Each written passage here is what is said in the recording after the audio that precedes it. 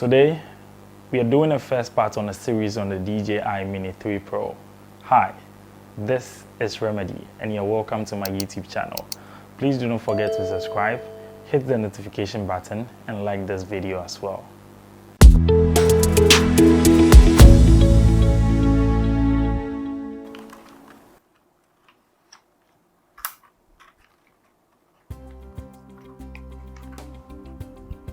First of all, it must be known that this is a mini drone.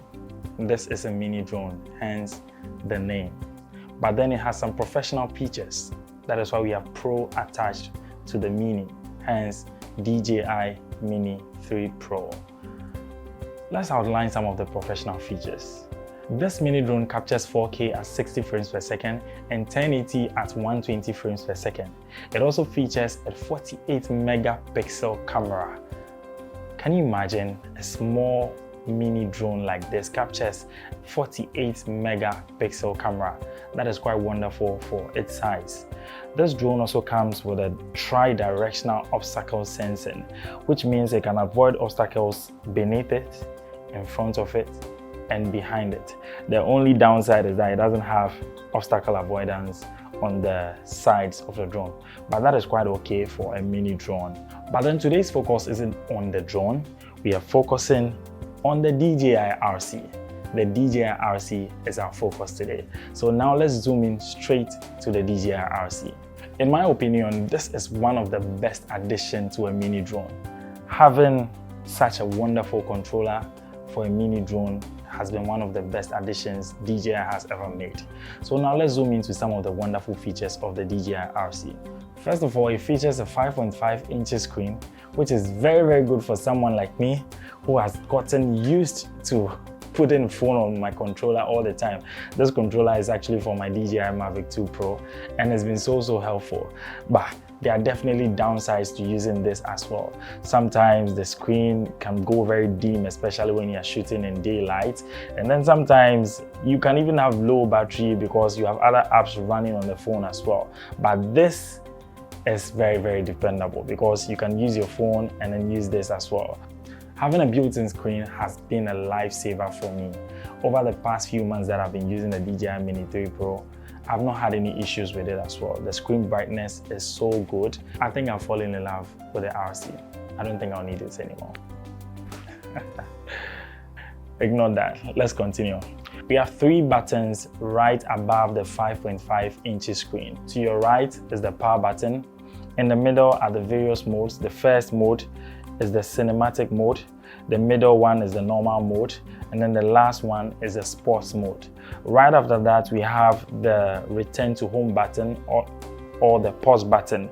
This button does either of the two. Now let's move to the back of the DJI RC.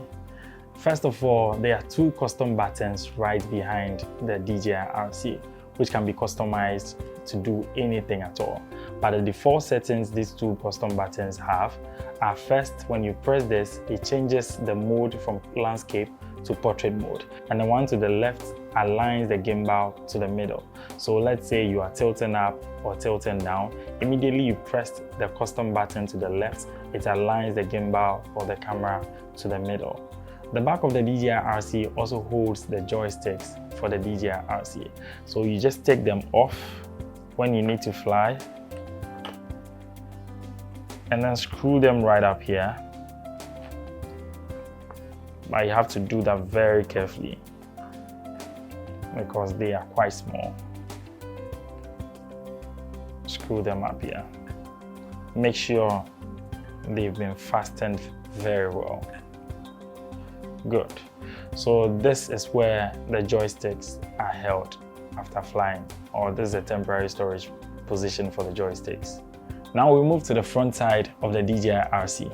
We have 2 wheels over there and 2 buttons as well. The wheel to your right is for zooming and the wheel to the left is for tilting up and down. The wheel to the right is for zooming in and out, and then the one to the left is for tilting up and down.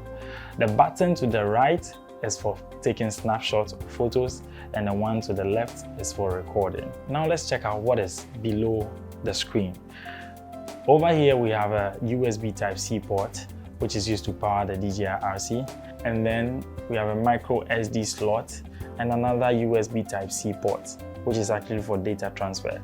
I believe in the near future, DJI is going to introduce a firmware that will make streaming possible through this port as well. Now let's power our DJI RC and see what it offers. As I said in my previous video, pressing the button once indicates the amount of battery power it has. Double pressing and holding the second press turns the DJI RC on. It actually takes some time to load. The DJI RC runs on an Android OS, but it's quite restricted in that you will not be able to run any other applications on it. It's only the DJI Fly app that is pre-installed on it. I hope this video has been helpful. As I said earlier, this is just the first part of a series on DJI Mini 3 Pro. Please do not forget to subscribe, hit the notification button, and like this video as well. This is Remedy, and thanks for watching this video. See you soon.